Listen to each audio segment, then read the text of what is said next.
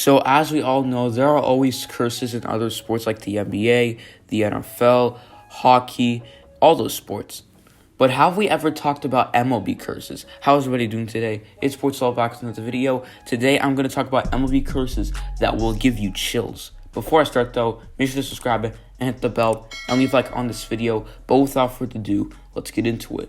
So, let's start off with the Bambino curse. Now, as we all know, before Babe Ruth was on the New York Yankees, he played on the Boston Red Sox. And we all remember when the Boston Red Sox made a huge mistake selling Babe Ruth to the New York Yankees for $125,000. The consequence was not winning a World Series for 86 years, until 2004 when the curse was broken after the Red Sox won the World Series. The big reason why this curse was bad was because fans were superstitious, saying getting rid of Babe Ruth costed them winning one or maybe even multiple World Series. It was definitely a big curse for Red Sox fans. Luckily, it's not around for them anymore.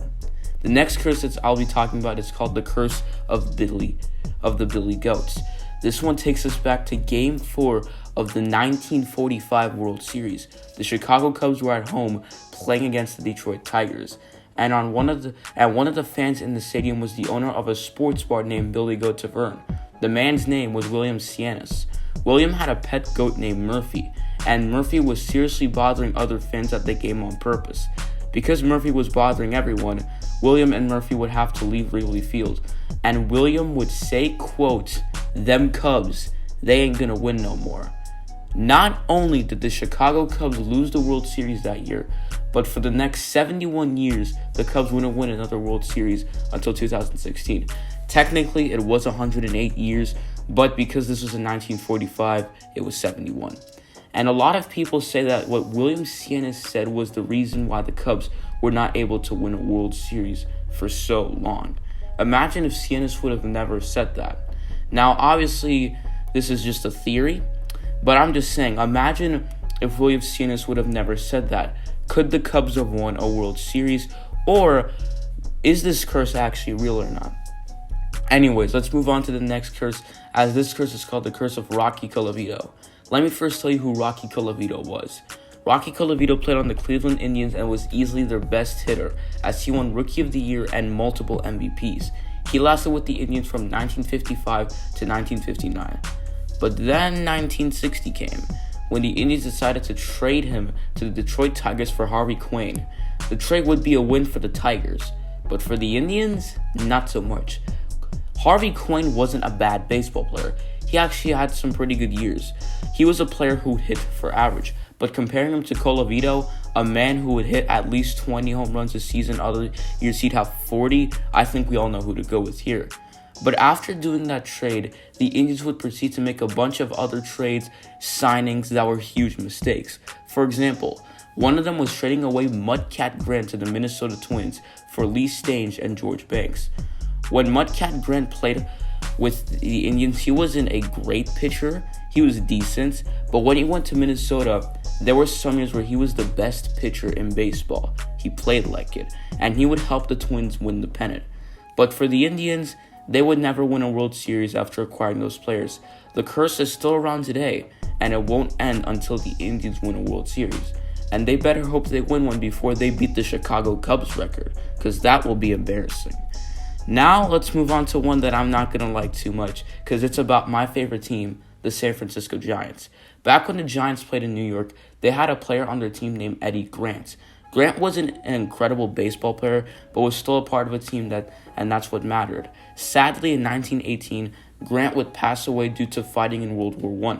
The Giants honored Grant with a plaque remembering him, and the Giants would ball out, winning 5 World Series.